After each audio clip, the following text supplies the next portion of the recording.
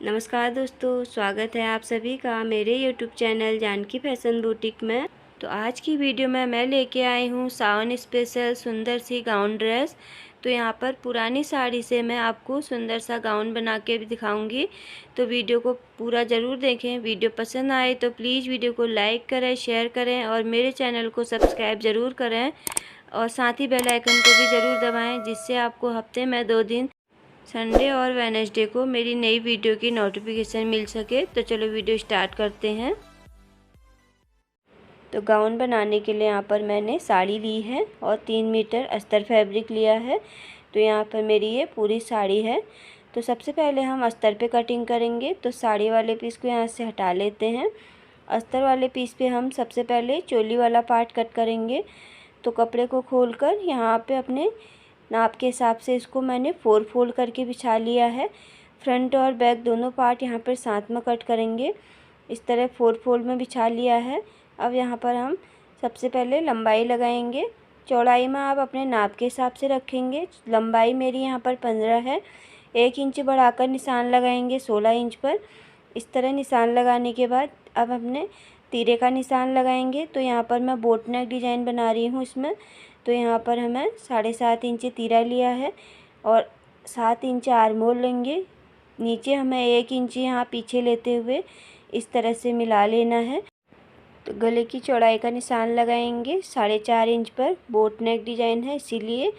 और आधा इंच यहाँ पर कंधा डाउन करेंगे इस तरह से। अब यहाँ पर इसमें है स्लीवलेस बना रही हूँ। तो उसके लिए हमें यहाँ पर तो फ्रंट और बैक यहाँ पर दोनों बराबर कटेंगे 1.5 इंच पर। तो आप यहाँ पर अपने हिसाब से बना सकते हैं। आप बाजू लगा रहे हैं तो फ्रंट और बैक यहाँ पर अलग अलग कटेगा। तो इस तरह से यहाँ पर मेरा स्लीवलेस है तो दोनों एक साथ कटेंगे। तो यहाँ पर चेस्ट का चौथाई भाग लगाएंगे और कमर का निशान भी बराबर लगा लेंगे। इस तरह आधा इंच यहाँ कमर से ऊपर उठाते हुए और यहाँ से 6 इंच सीधा रहेगा। और उसके बाद यहाँ पर हल्की सी ऊपर गोलाई आएगी। उसके बाद 4 इंच पर हमें यहाँ पर इस तरह निशान लगाना है। 5 इंच ऊपर निशान लगाएंगे और आर्म होल से हमें यहाँ पर 2.5 इंच पर निशान लगाना है।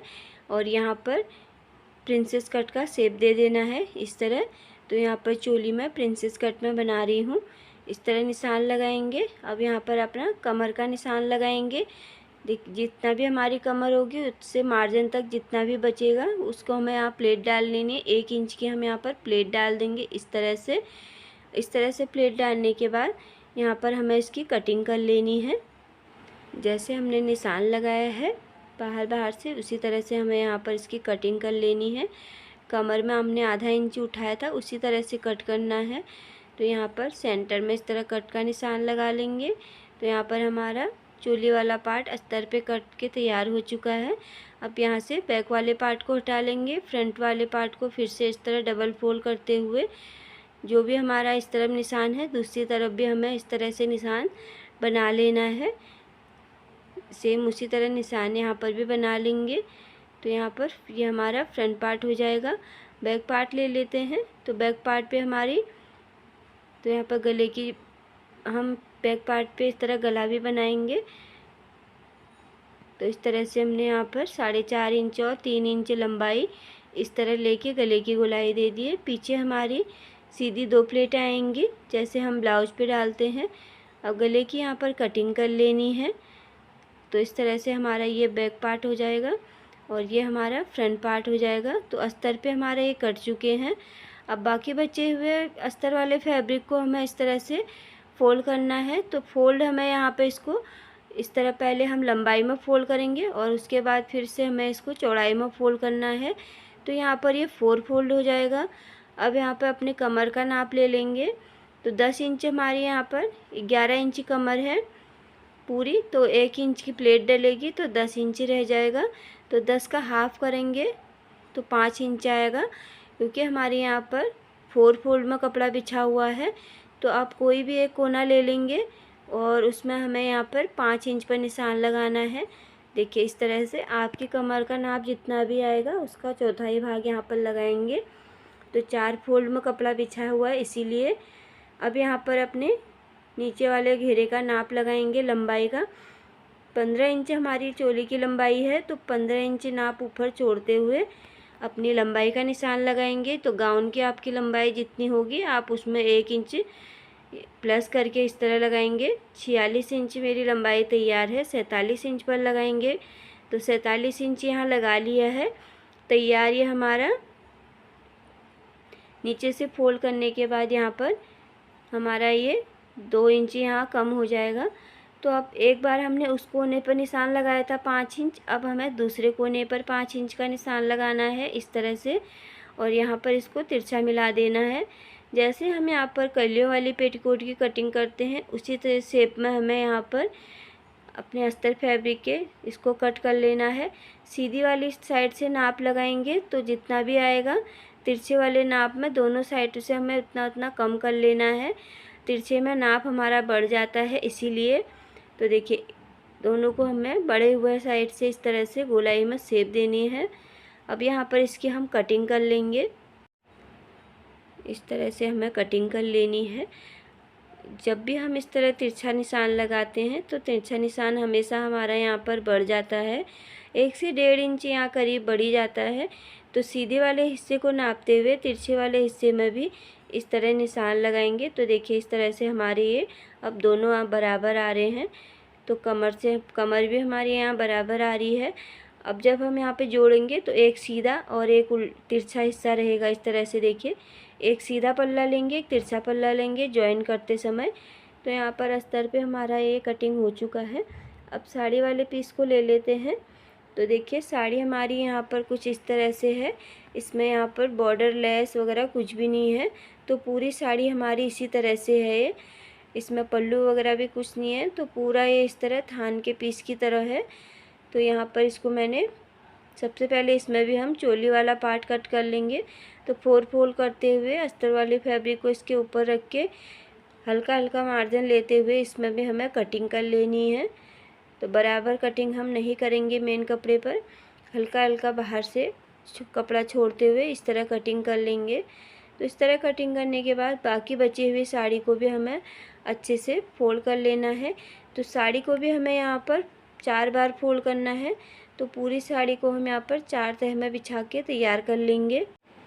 तो देखिए इस तरह से मैंने साड़ी को यहाँ पर 4 फोल्ड में बिछा लिया है। तो इस तरह हमें बिछा लेना है। अब ये बंद हिस्सा मेरा इस तरफ है, वहाँ से हमारा खुला हिस्सा है। तो ये बंद हिस्से की साइड से हमें यहाँ पर निशान लगाना है, इस बात का आपको ध्यान रखना है। तो देखिए बंद वाले हिस्से से हमें 5 इंच पर मैं निशान लगा रही हूँ। तो इस तरह से देखिए 5-5 इंच की दूरी में मैं गोलाई में निशान लगा लूँगी इस तरह से। अब इस तरह मिलाने के बाद यहाँ पर इसका मेजरमेंट लेंगे।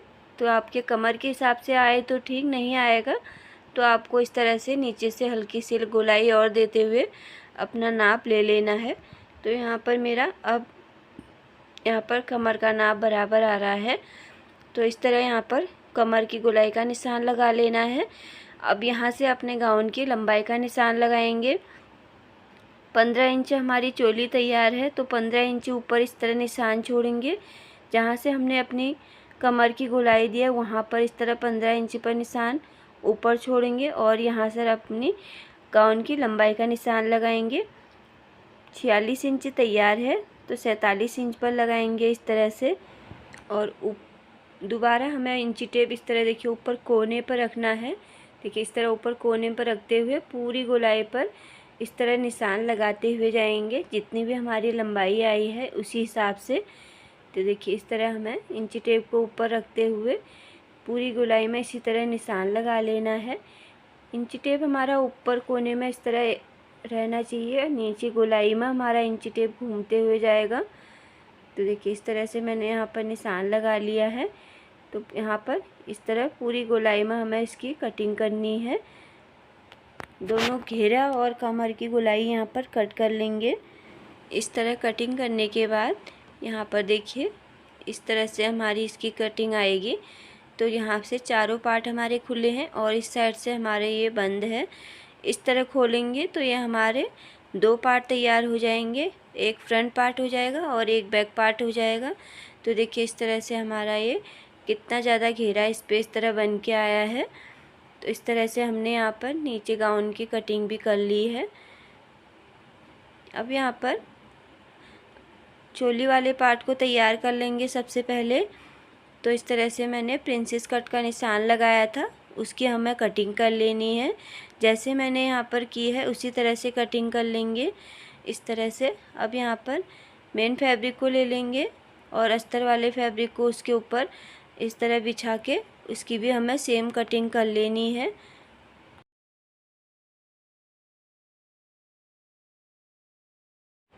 इस तरह कटिंग करने के बाद अब यहाँ पर अस्तर वाले पीस को मेन फैब्रिक पे इस तरह उल्टा बिछाते हुए, मेन फैब्रिक हमारा उल्टा रहेगा, उसके ऊपर अस्तर को इस तरह रखते हुए यहाँ पर चारों तरफ से इसमें हमें कच्ची सिलाई लगा के इसको अटैच कर लेना है।